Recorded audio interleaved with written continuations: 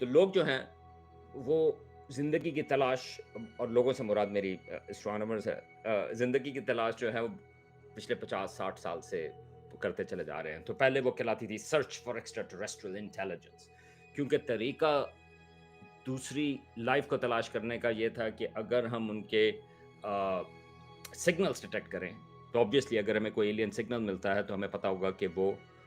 کہیں باہر سے آیا ہے. تو that was a pretty straight forward thing. لیکن یہ فیلڈ جو ہے وہ میچور ہوتا گیا ہے، اور اب ہم بات کرتے ہیں کہ زیادہ جو لائکلیہڈ ہے، جس طرح مائکروبس ہیں جو ایکسٹریم انوائرمنٹس میں ہوتے ہیں، جس طرح وہ مارس کے اوپر ہیں یا یوروپا کے سمندر کے اندر ہیں،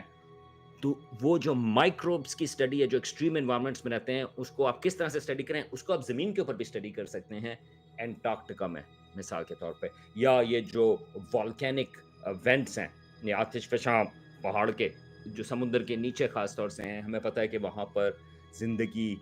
موجود ہے بالکل بوائلنگ ٹیمپریچرز کے ساتھ. تو یہ جو ان کو ایکسٹریموفائلز کہتے ہیں، یعنی کہ یہ وہ زندگی ہے جو ایکسٹریم ٹیمپریچرز میں رہتی ہے. تو اس لحاظ سے یہ جو ایسٹرو بایولوجی ہے، اس میں اب یہ بایولوجی کا پارٹ، یہ اس قسم کے ایکسٹریموفائلز، یہ اس قسم کے مائکروبس جو ایکسٹریم ٹیمپریچرز میں سروائیو کرتے ہیں، ان کی اسٹڈی جو ہے وہ بھی شامل ہو گئی. تو اس کی جو ڈیفینیشن ہے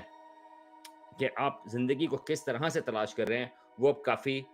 براڈ ہے. اور آف کورس اب جو ہے مڈ 1990 سے، کیونکہ بہت سارے سیارے دریافت ہونا شروع ہوئے جو کہیں اور ہیں،